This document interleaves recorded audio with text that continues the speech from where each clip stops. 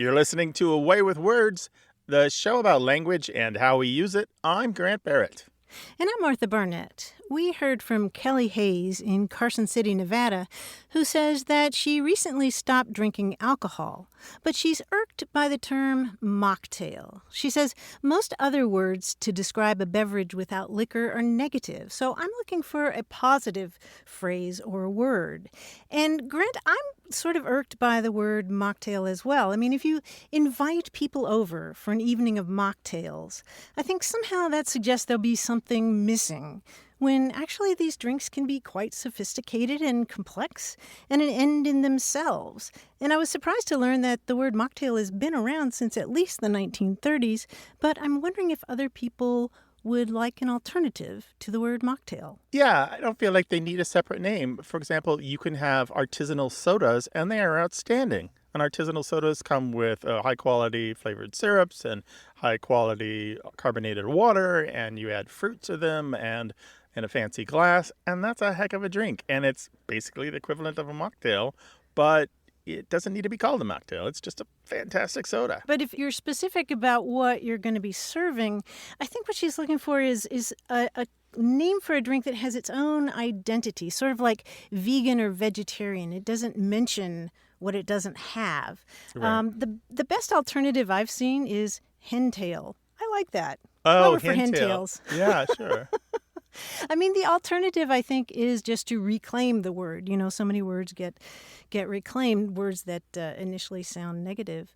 But I'm wondering what our listeners think about that. Absolutely. If you've got an alternate name for drinks that ordinarily have alcohol, but in this case don't, something other than a mocktail, we'd love to know, particularly if it's something real that you've heard out there in the wild. 877-929-9673 or email words@waywardradio.org. Hello, you have a Way with Words. Hi, my name is Lauren Daniel. I'm calling from coastal North Carolina and near a little town called Swansboro. What's on your mind, Lauren? So I grew up listening to my mother and my grandmother use obscure terms all the time. So the one in particular I wanted to reach out to y'all about was the term sticky wicket. My mother would always say that phrase. My grandmother would say it, and it was always used to kind of talk about a conundrum that one might be in, like if they were in a tough spot and not sure how to act. They were in a sticky wicket. Were they cricket fans? No, not at all. And that's why I was so curious about it, because it just seems like an obscure term to me. And so I was just wondering where it could have even come from. But you knew enough about it to know that it was from cricket. Well, I've put that together over the years with my father. Gotcha. Okay. But I mean, I've never watched a game before, but I can imagine that maybe they get sticky. Those wickets get sticky. I don't know. Those wickets do get sticky, or at least they used to. It's all the gummy bears they eat while they play. I know. Yeah, so this probably isn't a concrete term. Well, it's really interesting. It does come from the game of cricket, and I'm trying to understand the game of cricket because it's becoming more and more popular in this country. I just read an article about the fact that it's becoming really popular in North Texas, for example, because of all the South Asians who have settled there. So I think that in your future may be a cricket match. But let me tell you about this phrase. It refers to a wicket. Now, in cricket, a wicket is a set of 3 stumps with 2 sticks across the top.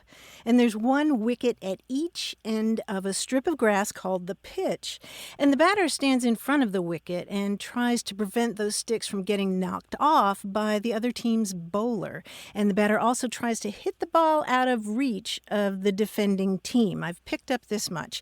And the term wicket has also extended to not just those little wooden structures that you'll see, but the grassy space in between them. And if that space is wet, then the ball is going to bounce really erratically. It may skid across the grass, or it may take out a chunk of turf.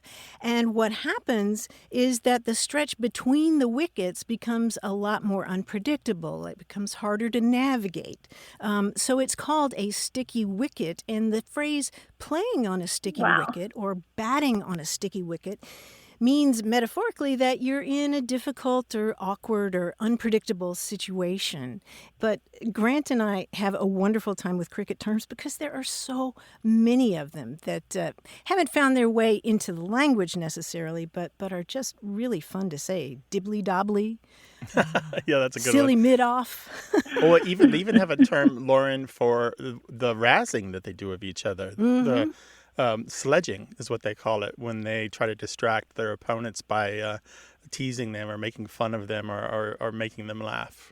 It's called sledging. And there are books of sledging remarks that are collected of some of the famous sledging that's been done, or just because it's well known, just great players with great sledging. Yeah, I like that better than trash talk. Sledging. Lauren, so I hope we've helped some. Well, thank y'all so much for your time. I always enjoy listening to you. I always learn so much. So many things I didn't know. So thanks for all of your insights. Well, Lauren, call us again sometime next time you hear something like that. Yeah, take care. You bet. Thanks, y'all. Have a great day. Okay. You too. Bye-bye.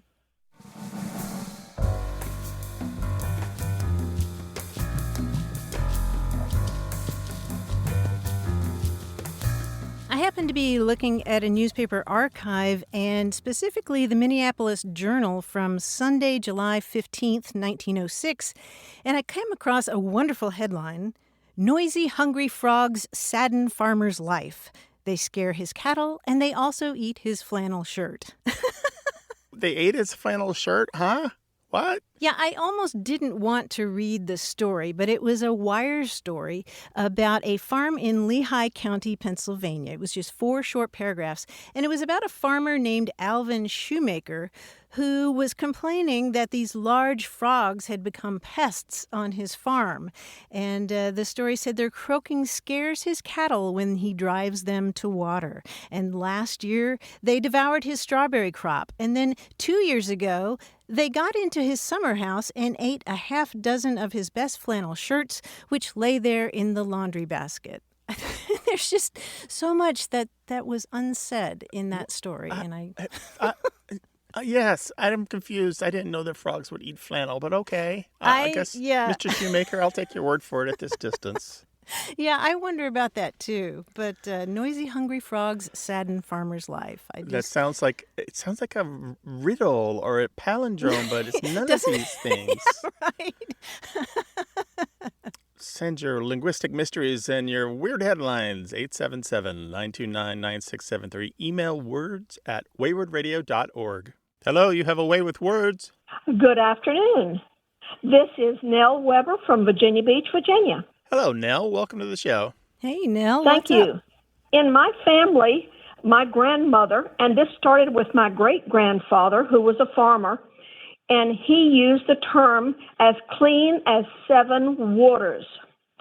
Now, he had a dog which he named 7 Waters, and somehow or another we always assumed that's where the expression came from. He had a dog named 7 Waters? Yes, because that dog could clean a plate so clean that it looked like it had been washed. I'm just imagining him standing on the porch yelling for 7 Waters. Oh, absolutely. He was a farmer who was a little bit land poor, but he had 13 children, so he had no lack of help. Child rich. Yes, absolutely. And one dog? He had a pack of hunting dogs, but this dog would get there first and lick the plate. Absolutely. Nobody had anything left on the plate to even sniff at. Oh, my gosh. I don't know if I've met a dog that can't do that.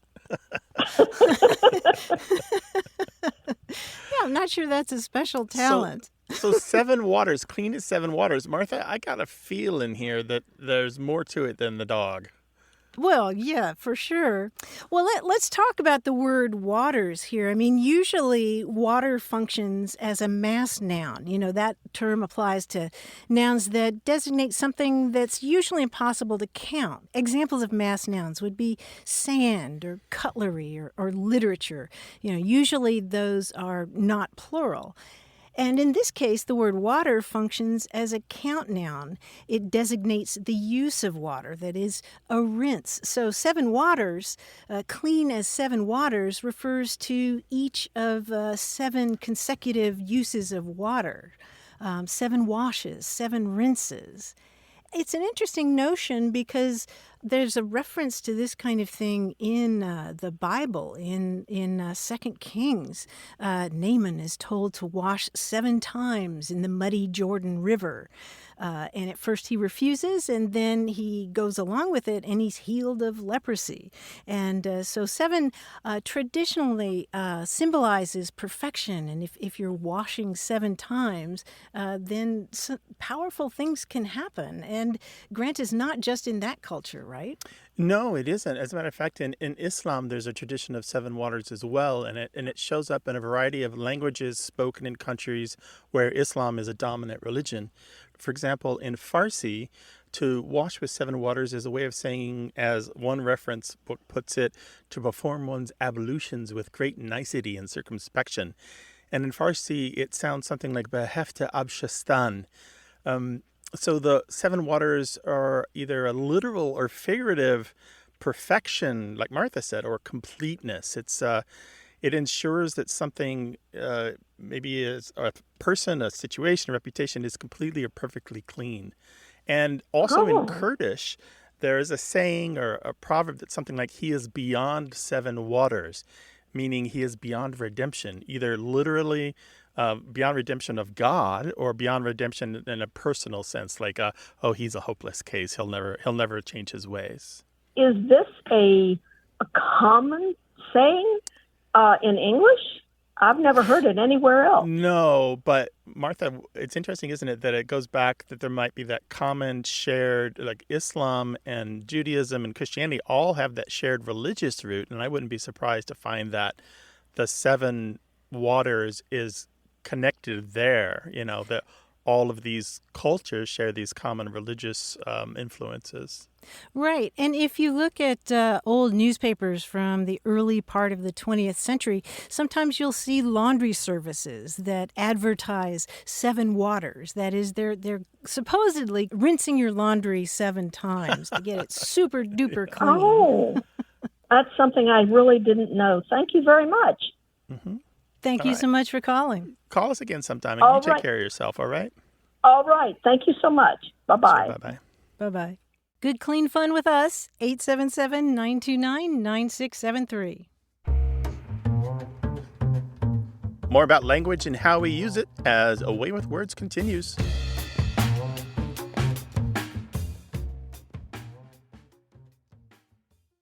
A Way with Words is sponsored by HelloFresh.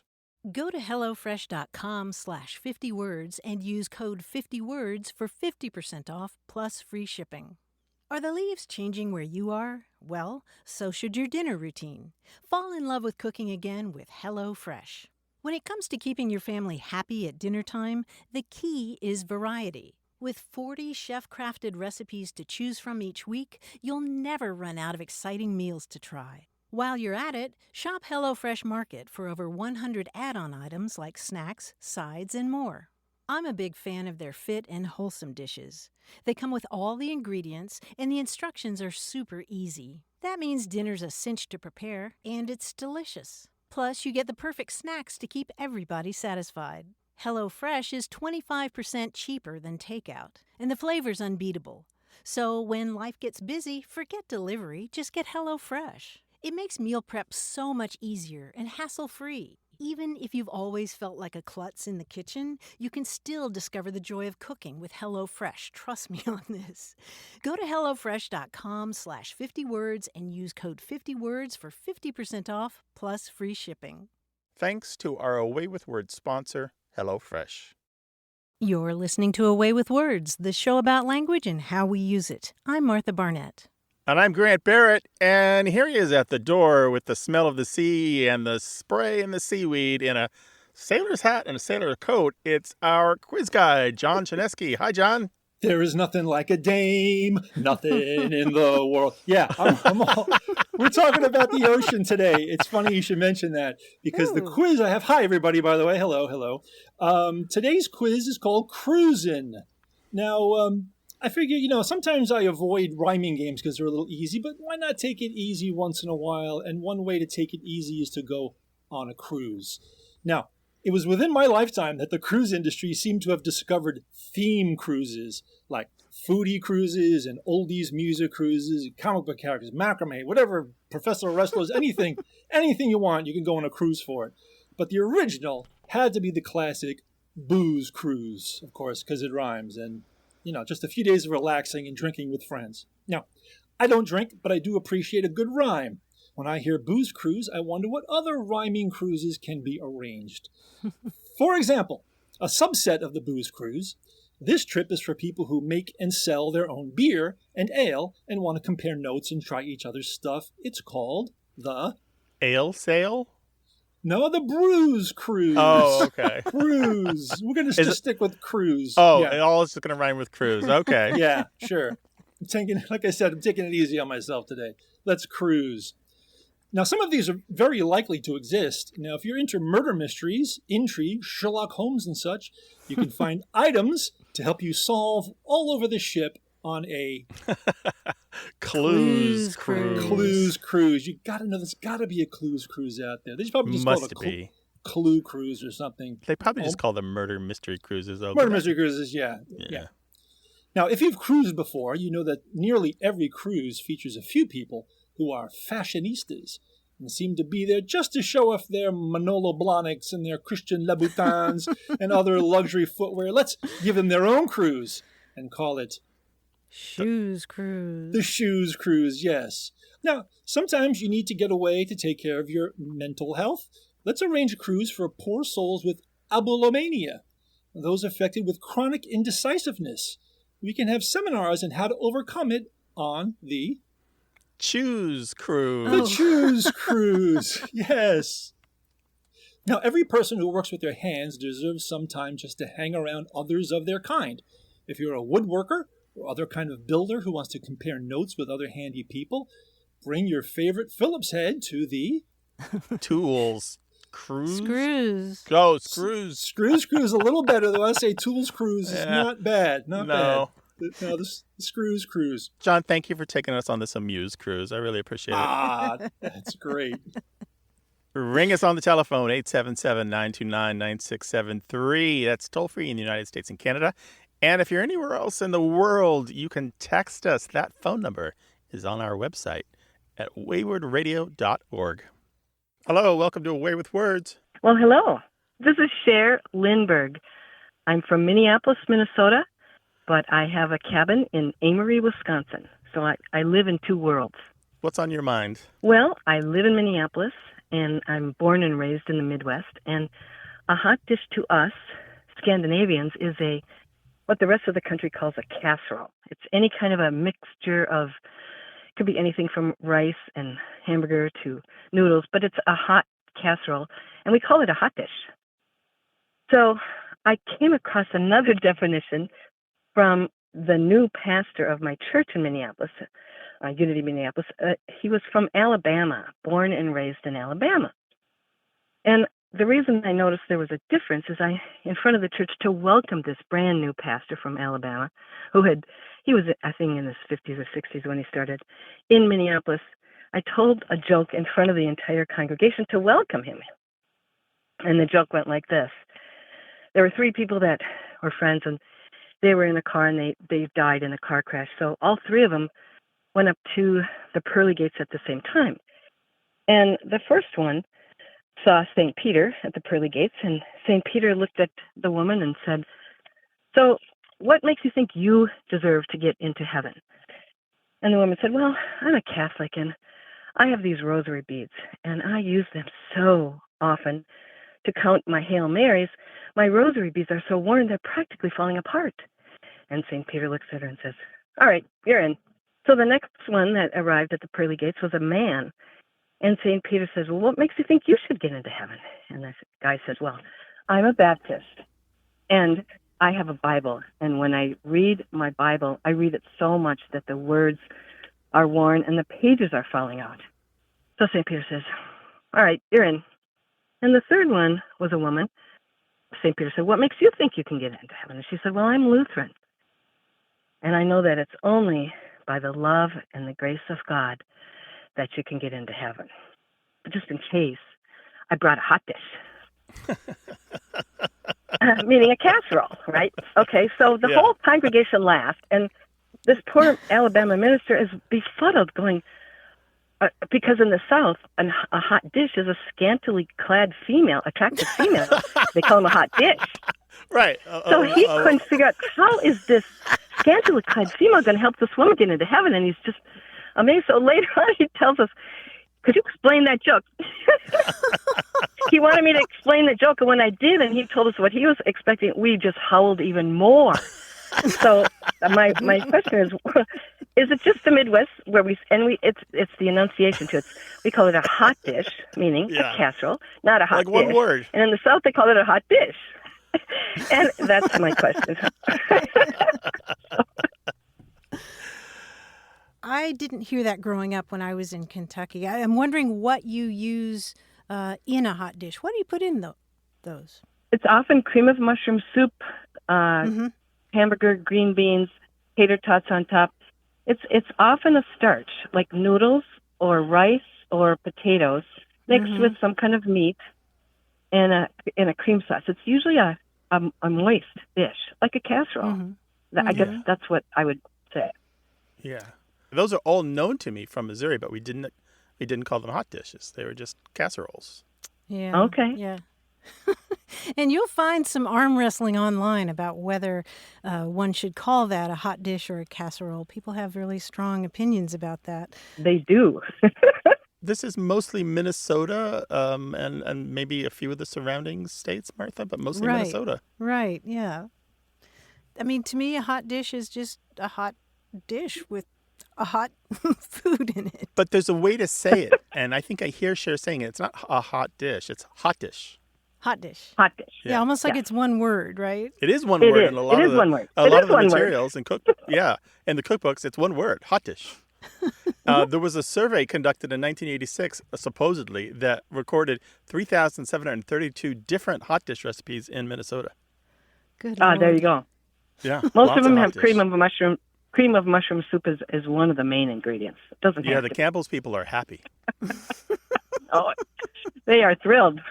Well, thank you so much, Cher, for your call. We really appreciate it. And that joke is funny. I'm sure your pastor, he's like, okay, I know I found a good bunch here. This was a pleasure. Okay. Right, bon appetit. Okay, bye-bye. Bye-bye. 877-929-9673. Email words@waywardradio.org. And you can call us on WhatsApp. Send us a voice note, in fact. You can find that WhatsApp number on our website, waywardradio.org.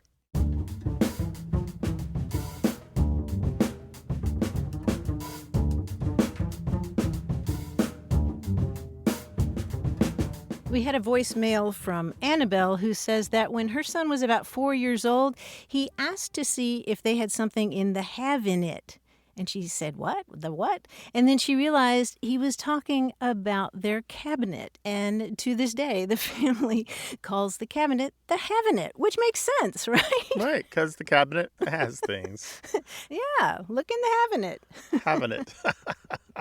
Sweet, little cute kid things. Those are always the best. Well, I'm glad they were having it.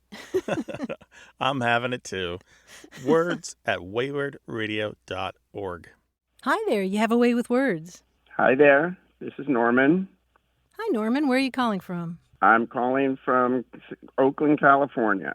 Hi, Norman. Welcome to the show. What can we do for you? Well, I have a question. I recently made something called jook, Jook, which is also called confit, congee, and I was wondering if the word congeal originated from congee or vice versa.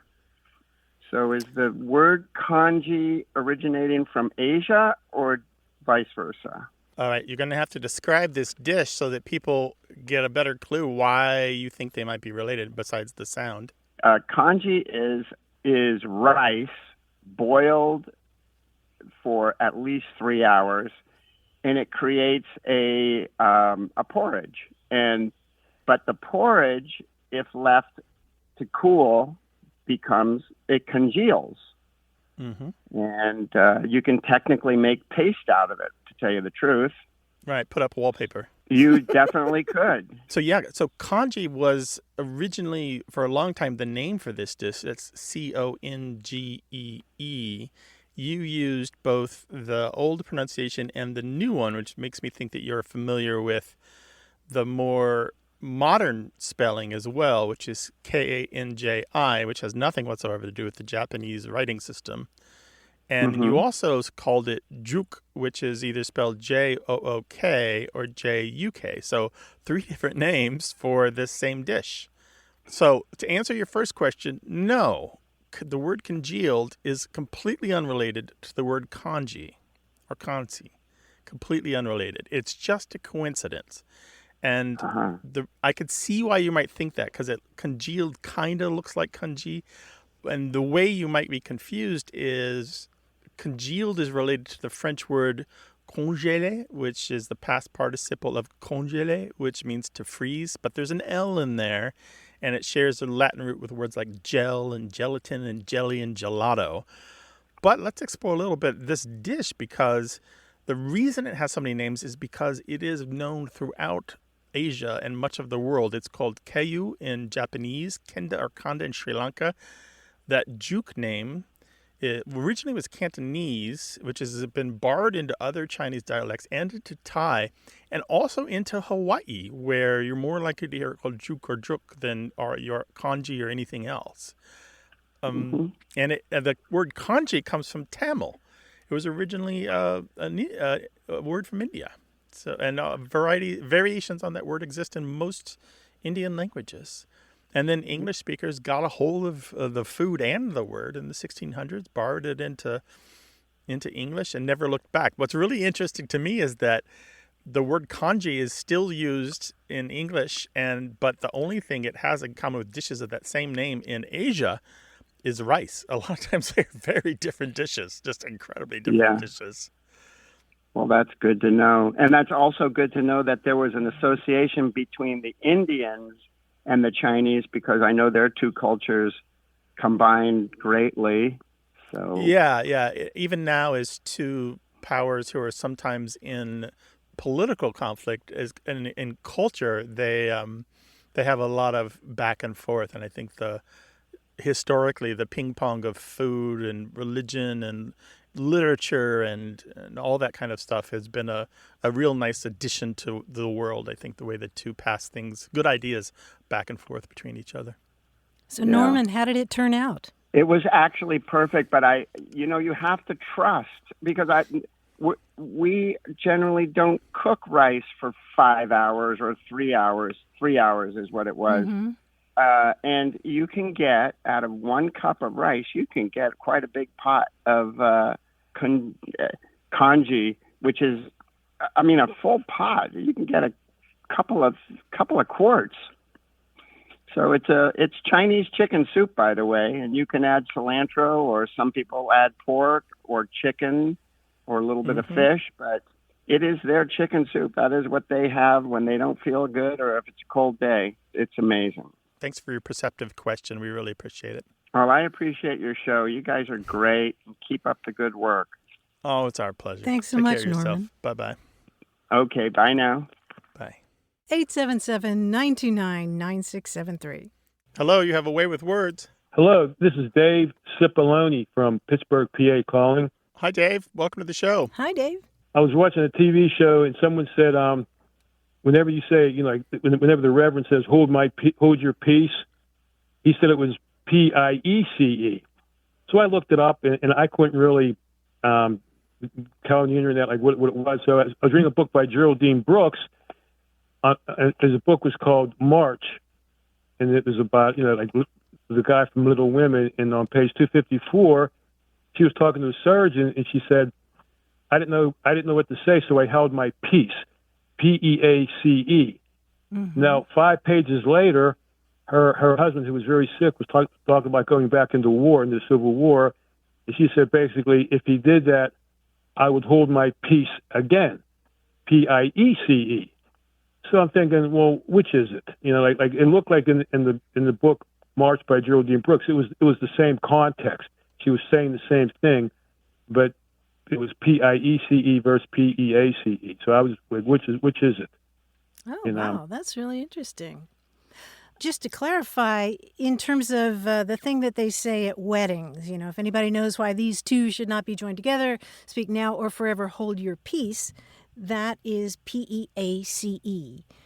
Yeah, it's peace in the with the sense of an absence of noise or stillness or quiet. For hundreds of years, the expression hold your peace or keep your peace or have your peace has meant to remain silent or just to maintain that stillness. And people get confused about that because there's also the entirely separate idiom of say your piece, state your piece of a discussion. And the idea there is sort of like if the discussion is a pie, you get to say your piece of it. It's one part of the conversation. And then, once you're finished saying it, then you say, I've said my piece. So two different pieces there. Okay, thank you very much. Okay, and nice now you will to have peace of mind, right? Yeah, I'll have peace of mind. Very nice. Okay, thank you for this kind words. Okay. Bye-bye.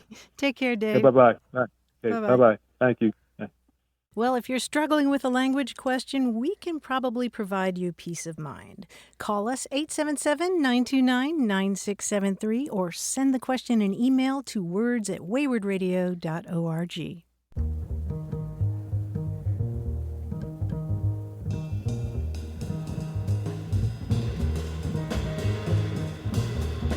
I happened to be stopped in traffic the other day, and I got behind a Range Rover Velar, and I was thinking, who in the world names cars after linguistic terms like Velar?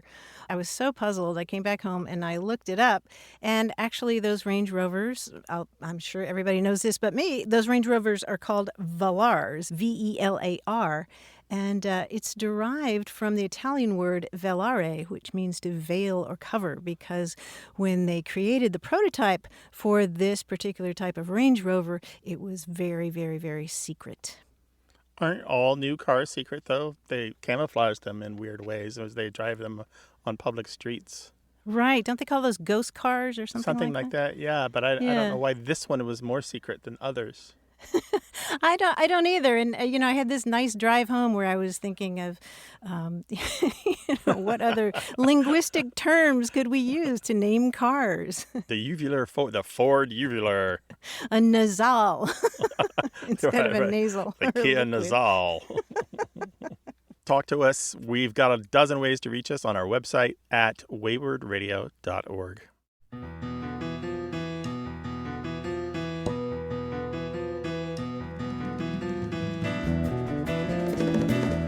This show's about language seen through the lens of family, history, and culture. Stick around for more.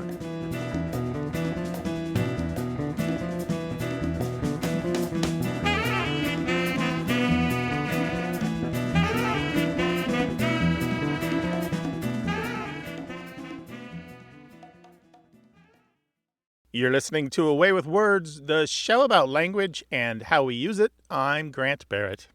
And I'm Martha Barnett. Is listening to an audiobook for your book club somehow cheating?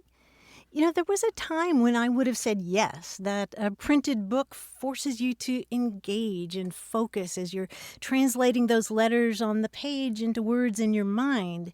And I would have argued that reading a printed book makes it easier to stop and absorb what you just read. And it allows you to immerse yourself in the kind of deep reading that results in what one writer calls the slow and meditative possession of a book. Or consider the words of Irish novelist Colm Tóibín, who said, "The difference between reading a book and listening to a book is like the difference between running a marathon and watching a marathon on TV." But in the last year or so, I've done a complete 180 on this. Audiobooks have completely changed my reading habits, and I would argue that they've changed for the better. Because for one thing, I'm reading many, many more books, like when I'm cleaning the house or walking the dog or exercising. You can't do that while you're holding a book. And often after a long day of staring at the computer screen, the last thing I want to do is make my bleary eyes do more work on another electronic screen. And now there are so many books that are voiced by talented actors like Meryl Streep and Claire Danes. I've talked before about Charlie Thurston's narration of Barbara Kingsolver's Demon Copperhead. It's so gorgeous that, Grant, I sometimes play it in the car all over again like a soundtrack when I'm driving around. But I do wonder if the experience is different depending on whether you're listening to fiction or nonfiction. There was this one small study years ago where students were assigned to read either a long article on a scientific topic or listen to a podcast about it. And they were tested a couple of days later, and the people who actually read the article did a lot better than the ones who just listened to it. And I think that's probably true for me as well. I find when I listen to a nonfiction audiobook, I almost always end up buying the print version and going back to it just to see what I might have missed or to picture the structure of the book better. But I don't know, for better or worse, I think they're just different. And I'm curious to know what you and other people think about that. Yeah, I feel like we've touched on this topic before, and I'm interested to hear, it sounds like that your thoughts have moderated and modified somewhat over the years. I have moved back and forth. You and I come from an audio environment. We do a radio show. We're in love with audio, and yet we're both in love with books and the printed word as well. So it's a complicated topic for us. For you, it's the idea, it sounds like. The ideas that are being transmitted by these brilliant people, it's important that you get them into you no matter how they come in. Yeah, exactly. And I think you're zeroing in on what I'm coming to believe, which is that it really isn't an either or. I think, when this technology first came along, I was thinking, well, either audio or print. But I think there's this, alchemy that happens when somebody reads to you. I mean, who doesn't like to be read to? And there are so many talented people out there reading these books, and it's just a different experience. I mean, it's like those readers are collaborating with the author the way that actors collaborate with a playwright and maybe interpret it a little bit differently. Well, we would love to hear your thoughts on audiobooks versus print books, or audiobooks and print books, how they both fit into your life. And we, of course, always recommend that you check out your local library and the huge resources that they offer for both audiobooks and print books. There's nothing more wonderful than a library. Let us know about your thoughts, 877-929-9673. Email words@waywardradio.org. And find a dozen other ways to reach us, no matter where you are in the world. Go to our website, waywardradio.org. Hello, you have a way with words. Hi, Martha. Hi, Grant. Hi. My name is Who's this? My name is Silas Grant. I'm a high schooler in Madison, Wisconsin. A high schooler. What year? Going into sophomore. Going to sophomore. All right. Good years of your life. Well, what's on your mind today? So I was wondering, how did the French R sound, like the trill all the way back in your throat, how did that develop? Because most languages descended from Latin use like a trill towards the front of your mouth, like in Spanish, carro, right? Mm-hmm. Yeah. Okay, so you got to tell me, why is a sophomore in high school wondering about this? So I was reading Tolkien a while back, and I was kept turning to the parts of where he invented his own languages and stuff. And I was writing that stuff down because I thought it was cool. And then I started making my own languages. And so I'm making a language right now, and I'm trying to incorporate this sound. But I'd be interested to know like the history and how it gets into a language. Oh, Silas, how cool. You are a kindred spirit. Yeah, absolutely. And Tolkien has so many people who've inspired them to invent their own languages. He's got those wonderful appendices in the back where he talks about the languages that he's invented for his people, the elves and the orcs and so forth. And so you want to include this French R sound in the language you're making? Yes. It's interesting that you should pick this sound out, this uvular R. And the uvula is that little dangly thing in the back of the throat. Because there's a really well-known book, Trask's Historical Linguistics. It notes that this particular sound continues to spread throughout the European languages.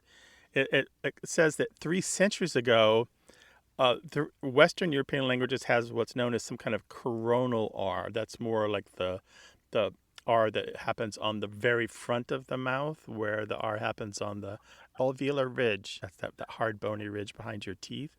But today, that uvular R that happens in the back of the mouth with that little dangly bit happens in 8 languages, in Basque and French and Italian, German, Dutch, Danish, Norwegian, and Swedish. And so this is a really interesting language phenomenon, isn't it? Yeah. It's a phonemic shift is what they call it. And so it's not just French that has had this happen.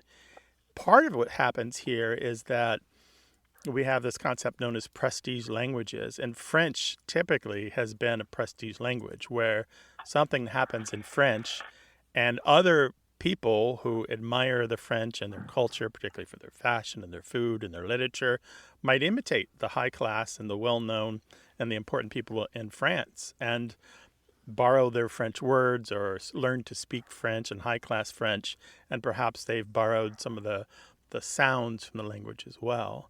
And that's exactly how this particular R came to be in French itself. In the 9th and the 14th centuries, in Old French, they didn't have this R sound.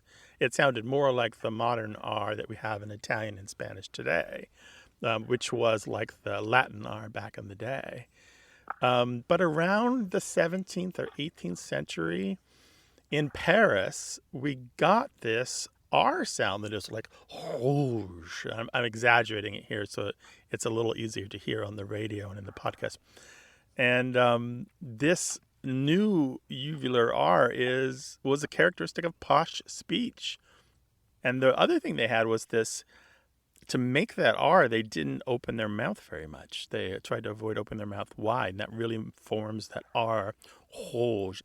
Anyway, suffice to say, by the end of the 18th century, that R sound, that new R sound, the one that we know today, was firmly established in Parisian French and then spread to lots of other parts of the French-speaking world. But it by no means is standard now. That R isn't standard even in France, and other parts of the French-speaking world don't necessarily have that R. And even in places in Paris and France where they use that R, there are other R's still in use.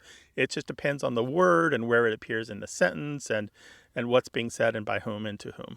That's very interesting. Yeah. It's very interesting. Canadian French, of course, their R's are different. They're a little more like they used to be than the modern French are. Silas, do you have a name for your conlang? Not yet. I don't know. I kind of settle on the name later on. Can you say hello to us in your new language? Sure. Alakwa. Alakwa. Alakwa. I like that. Nice. And what about goodbye? Goodbye. Ami. Ami. And yes and no? Ma and Naya. And Ma and Naya. Okay, very good. Alakwa. Ma and Naya. Those are all very good. I like the sound of that language. I think you're going places with this guy. Send us a little email with an update to your language, all right? Yeah. All right. Thank you so much. Care. And good luck in school. Bye-bye. Bye-bye, Silas. Share your language stories with us, 877-929-9673.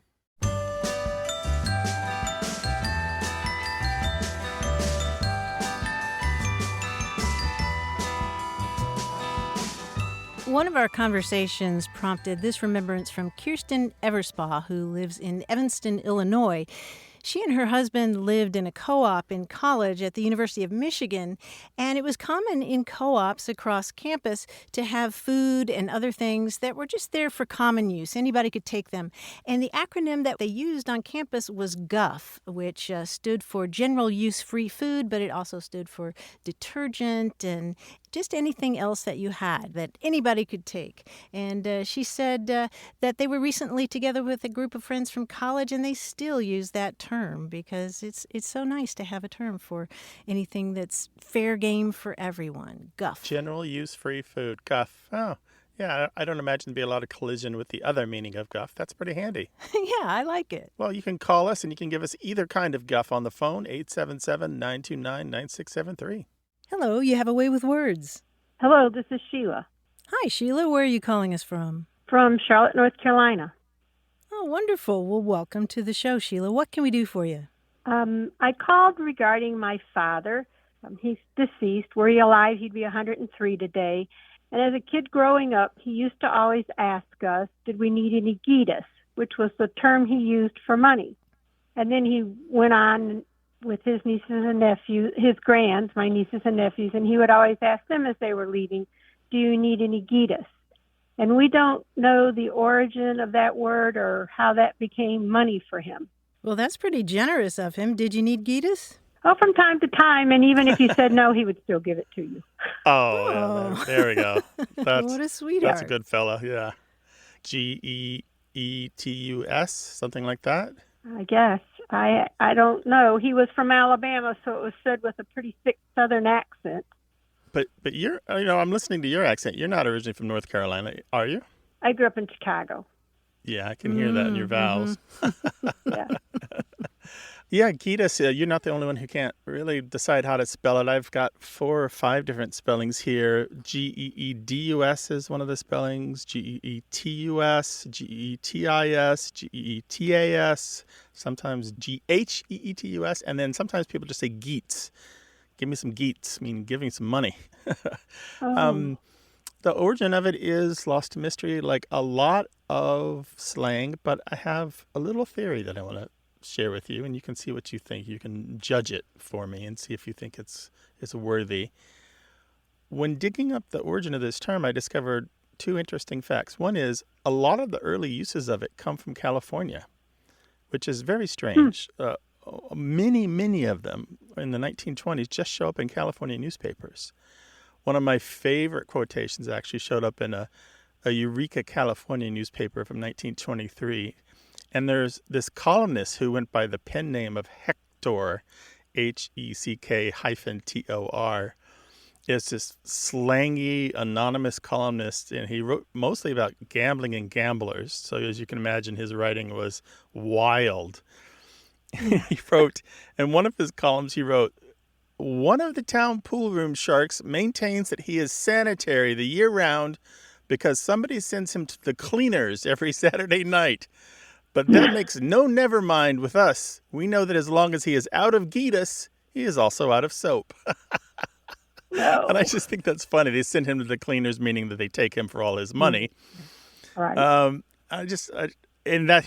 of his columns are like that. And he used it in a few newspapers. So that's interesting to me that it might have been a Western term. But a little earlier than that, it shows up twice in a newspaper in Atchison, Kansas in 1920. Where somebody is said to have the Gitas, and they call it a melody. I was going to say, sounds like but they don't really say what it is. They say W.P. Wagner has the Gitas. The Gitas is the melody which made Judge Jackson's Rooster famous. And I've never heard of Judge Jackson's Rooster, so I don't know why it was famous. And I couldn't figure out who Judge Jackson was or anything about the rooster. And then a day later in the same paper, in the same column, W.P. Wagner, the Gitas is not serious, but very inconvenient. I don't know. I don't know what the Gitas is. But I'm thinking, Martha, you probably are thinking what I'm thinking. There's all these terms talking about your knot of bills. We talk about the knot or the bankroll, the roll of money, your cabbage roll. And I'm just wondering if Wagner's Gitas was like a goiter or something, or a boil, maybe on his bum or derriere. And maybe Gitas might refer to your bankroll or your roll of money. And so both of these refer to a knot or bump or roll or something. It's about a knot of something. I don't know. Just a theory. It's very loosey-goosey based only upon those few appearances of the word. Yeah, I think I was thinking just get us, something that you get.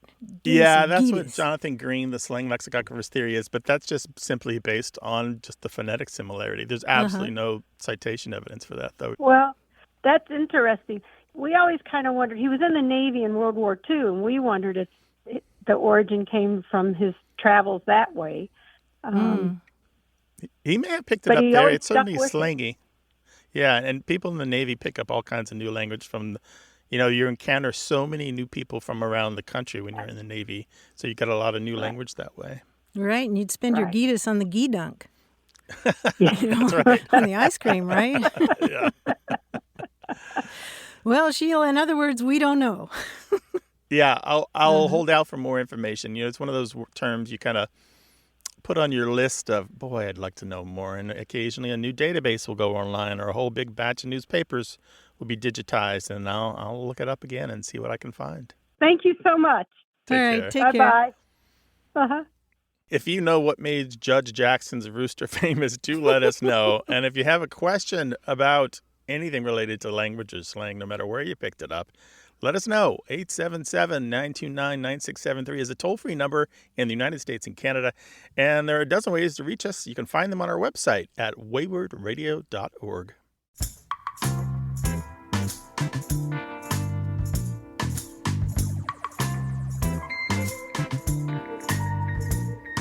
Grant, I really am serious about learning how to watch and appreciate cricket, and I'm collecting all the terms so that I'll be ready when I see my first cricket match.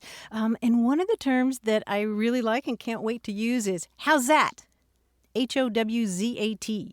Is that just a form of how is that? Yes, and that's what you use when you're appealing for an umpire to reconsider a call. How's that? How's that? Oh, I see. Yes, an inquisitive. Give me that again. Yeah, it's pretty polite.